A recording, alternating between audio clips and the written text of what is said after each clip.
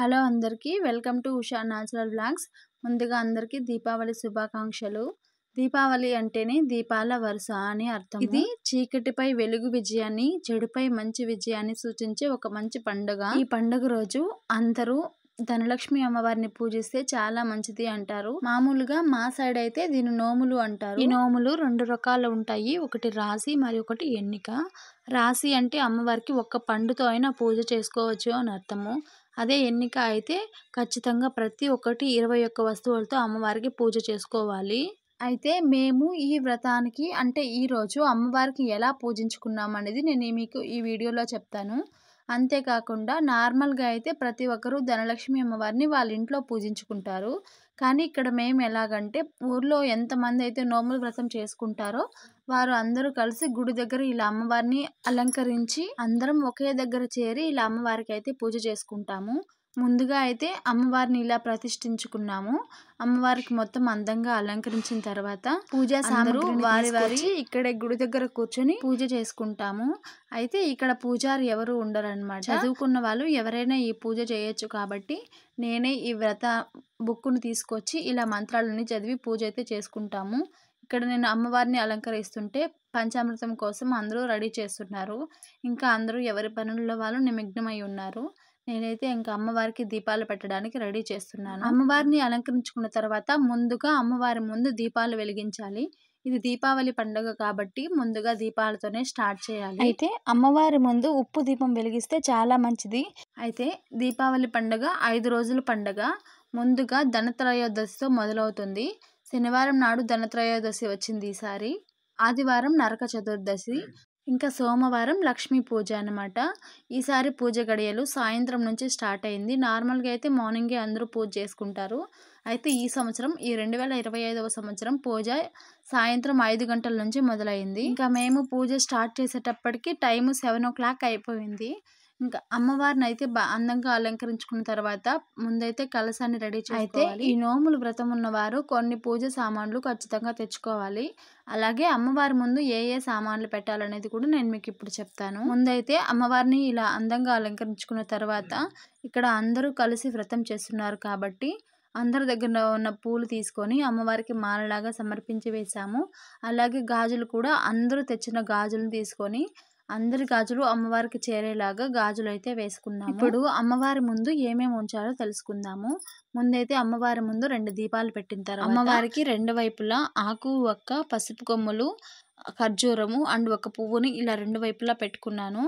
ఆ తర్వాత ఒక కప్పులో ఉప్పు, మరొక కప్పులో చిల్లర పెట్టుకోవాలి. అండ్ ఇది ధనలక్ష్మి అమ్మవారి పూజ అంటారు కాబట్టి అమ్మవారి ముందు డబ్బులు కూడా పెట్టుకుంటే చాలా మంచిది.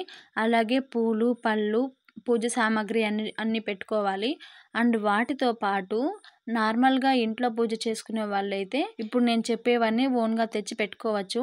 అయితే మేము ఇక్కడ అందరం కలిసి చేస్తున్నాం కాబట్టి అందరి దగ్గర ఉన్న ఖర్జూరాలు, పసుపు కొమ్ములు, గంధం బిళ్ళలు, అక్షింతలు, ఆకు, ఒక్క, చిల్లర, అక్షింతలు ఇలా అన్నీ ఎవరెవరి దగ్గర ఏమేమి తెచ్చారో అన్నీ కలెక్ట్ చేసి అన్నీ ఒక్కొక్క ప్లేట్లోకి తీసుకున్నాము.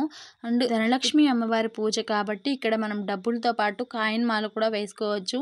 ఇదైతే నేను ఒక వైట్ టేప్ తీసుకొని ఇలా కాయిన్స్ అన్నీ అలా స్టిక్ చేసుకొని ఇలా అమ్మవారి ముందైతే వేసుకున్నాను. ఇంకా అమ్మవారికి కావాల్సిన నైవేద్యం కూడా ప్రిపేర్ చేసి పక్కన పెట్టుకోవాలి.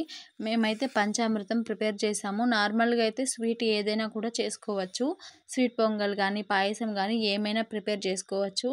అండ్ ఇక్కడ పూజకు కావాల్సినవన్నీ సిద్ధం చేసుకున్న తర్వాత ఎవరు మళ్ళీ పైకి లేకుండా మాట్లాడకుండా ఇలా పూజలో అయితే కూర్చోవాలి. అండ్ ఇక్కడ ప్రతి ఒక్కరూ వాళ్ళ దగ్గర ఉన్న పసుపు గణపతిని అయితే ప్రిపేర్ చేసుకున్నారు మొదటగా. ఎందుకంటే మనం ఏ పూజ చేసినా ముందుగా గణపతిని పూజించుకోవాలి కాబట్టి మన దగ్గర ఉన్న పసుపు ముద్దతోనే ఒక చిన్న పసుపు గణపతిని అయితే ప్రిపేర్ చేసుకోవాలి. అండ్ ఈ పూజలో మనం చెప్పే ప్రతి మంత్రానికి కూడా గణపతికే పూజించుకోవాలి. ఇలా ఇక్కడైతే నేనే మంత్రాలు చదువుతూ ఇలా గణపతిని పూజిస్తున్నాను. ఎవరికి వారు వాళ్ళ దగ్గర ఉన్న పసుపు గణపతిని పూజించుకుంటూ ఇలా పూజ అయితే కంప్లీట్ చేసుకున్నాము. పూజ అయితే చాలా బాగా జరిగింది. ప్రశాంతంగా అందరం కూర్చొని ఇలా పూజ చేసుకున్నాము. ఈ పూజ ఎలా చేయాలి? ఏమేం చేయాలి? మధ్యలో మనం తోరణం ఎప్పుడు కట్టుకోవాలి? ఇవన్నీ బుక్‌లోనే ఉంటుంది. ఆ విధంగానే మేము పూజ చేసుకుంటూ ఇలా తోరణాలైతే కట్టుకుంటున్నాము. మామూలుగా అయితే నోము దారాలు, కానీ పూజలో తోరణం అని ఉంటుంది. నోములు లేనివారు తోరణంతో మామిడాకుతో తోరణం చేసి కట్టుకోవచ్చు. మాకైతే నోములు ఉంది కాబట్టి మేము నోము దారాలనైతే తెచ్చి ఇలా కట్టుకుంటున్నాము. ఈ నోము దారం కూడా డైరెక్ట్‌గా కట్టుకోకూడదు.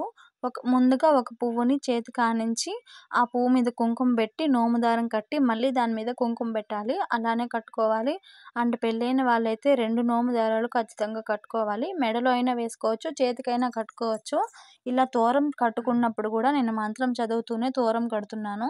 సో, ఇలా అయితే అందరూ నోము దారాలైతే కట్టుకుంటారు. అయితే ఈ నోము దారాలు ఓన్లీ వ్రతం చేసిన వాళ్ళ ఫ్యామిలీ మాత్రమే కట్టుకోవాలి. ఇతరులకు ఇవ్వాలనుకుంటే పూజలో పెట్టని నోము దారాలనైతే తెచ్చివ్వచ్చు. ఇంకా ఈ నోము దారాలంతా వ్రతం అంతా కంప్లీట్ అయిపోయిన తర్వాత పూజ కథ అనేది స్టార్ట్ అవుతుంది. లైక్ ఈ పూజ ఎందుకు మొదలైంది? ఎప్పుడు మొదలైంది? ఎలా మొదలైంది? అనేది మొత్తం అనేది కథ రూపంలో ఉంటుంది. ఇంకా ఆ కథ అంతా చదివేసిన తర్వాత పూజ అనేది సమాప్తమవుతుంది. ఇలా సింపుల్‌గా పూజ అయితే కంప్లీట్ చేసుకున్నాము. పూజ చాలా ప్రశాంతంగా జరిగింది. పూజ మొత్తం కంప్లీట్ అయిపోయిన తర్వాత ఒక్కొక్కరే వచ్చి అమ్మవారికి హారతి ఇచ్చి, వారు తెచ్చిన నైవేద్యాన్ని అమ్మవారికి సమర్పించి కొబ్బరికాయ కొట్టి పూజను మొత్తం కంప్లీట్ చేసుకుంటారు. సో, ఇలా పూజ అయితే చాలా బాగా జరిగింది. వీడియో మీకు నచ్చితే తప్పకుండా లైక్ చేయండి. అలాగే మరిన్ని వీడియోస్ కోసం మన ఛానల్‌ని సబ్స్క్రైబ్ చేసుకోండి. ఈ దీపావళి మీకు, మీ కుటుంబ సభ్యులకు ఐశ్వర్యాన్ని, ఆయురారోగ్యాల్ని ప్రసాదించాలని మనస్ఫూర్తిగా కోరుకుంటూ వీడియోని ఇంతటితో ముగిస్తున్నాను. వీడియో మీకు నచ్చితే తప్పకుండా లైక్ చేయండి.